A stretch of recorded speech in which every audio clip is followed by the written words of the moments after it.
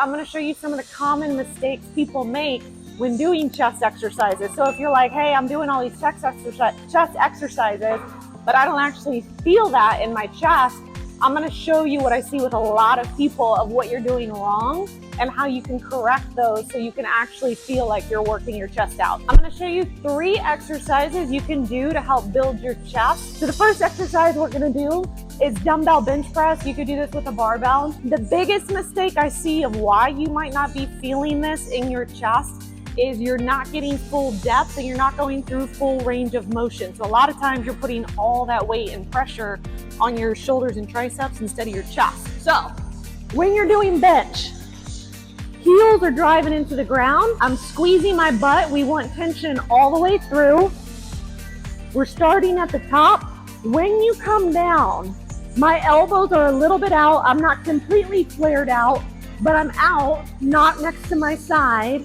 I am squeezing my shoulder blades, getting this full depth, and then I am squeezing my chest and my core to push back up. So a lot of times what I see is this, and what happens is this is all triceps and shoulders. If you get more depth, squeeze your back at the bottom, push with your chest and your core to come back up. Now keep in mind, you have tension all the way from the waist down. This translates into everything. That's the first exercise though you can do to help build your chest is dumbbell bench press, full range of motion, squeezing the shoulder blades, flexing your chest and your core to push back up, getting that lockout extension. We're not staying in this little contraction. Another great exercise to really build your chest, but that a lot of people do wrong, which is why you don't feel it in your chest, is just a basic push-up. So the biggest mistake people typically make when they're doing push-ups is they're not getting the full depth that activates your chest, and they're also not getting the full extension in the push. So usually what I see of why you might not be feeling your chest in your push-ups is this.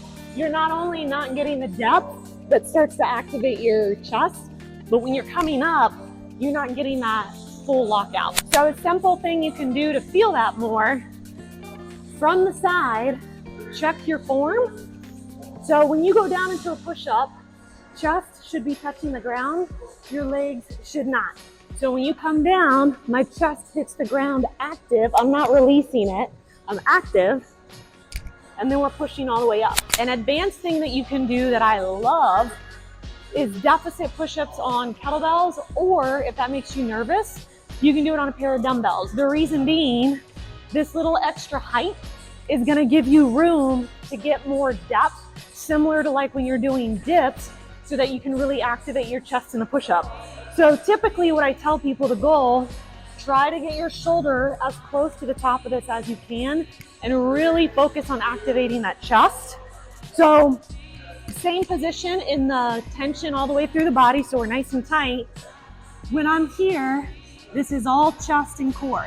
So you can pause for 1 to 2 seconds, come all the way back up to full extension. Come down till you feel that little bit of a stretch in your chest, back up to full extension. This is great, super basic, but you will feel that right in that front delt and that chest muscle group.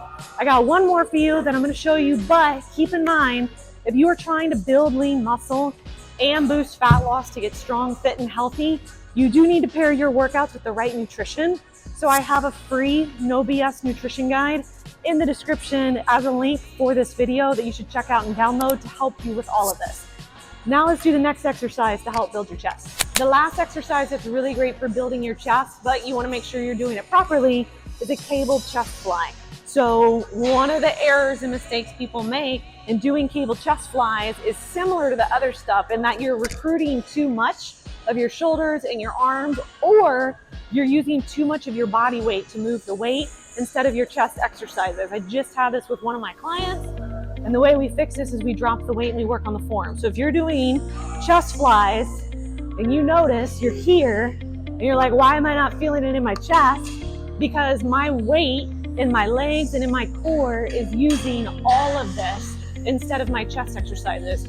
So what you can do is drop your ego at the door, lighten the weight, work on form so you can actually feel the right muscle groups. So we're dropping the weight. We are upright, so that way my body weight is not moving the weight. And we're squeezing our chest to get that movement. If you're not feeling this, check to see if you're getting full depth, because if you're staying here, you're not going to feel as much. Also, make sure you're not doing a press. So this is another great exercise you can do to help build your chest. But when you get here, think of squeezing your chest, not moving your body forward. Those are some really great ways you can build your chest. As always, pair it with your other foundational lifts to really get overall strength. Let me know in the comments what other videos you want some help in, and I'll see you in the other videos.